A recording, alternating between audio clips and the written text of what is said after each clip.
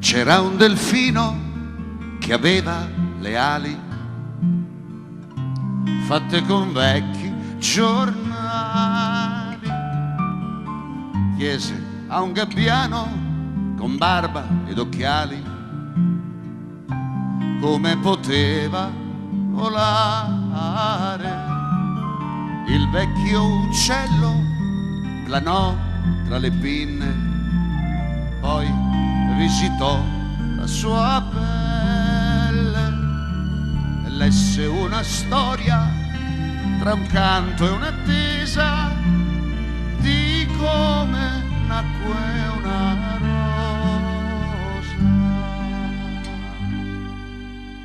In un giardino che il tempo ignorò c'era una sposa che amava il suo re.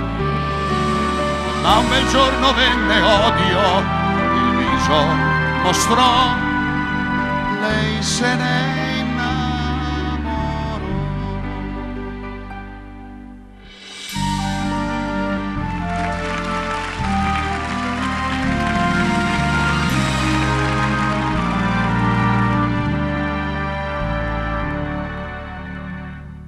Così l'amore col seme di guerra si rotolò sulla terra mentre bruciavano boschi e castelli. Si combatté tra fratelli.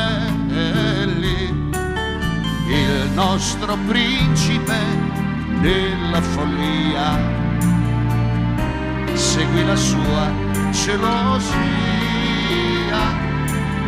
prese la spada che cadde confusa nel cuore della sua sposa. In un giardino che il tempo ignorò, un ramoscello dal sangue spuntò. Ogni spina fu un tormento, il cielo sbiancò, poi rosa diventò.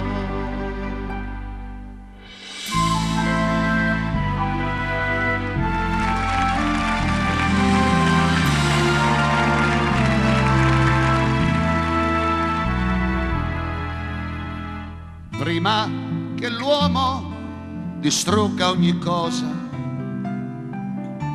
devo trovare la rosa, disse il delfino al gabbiano tremante. Fammi volare all'istante,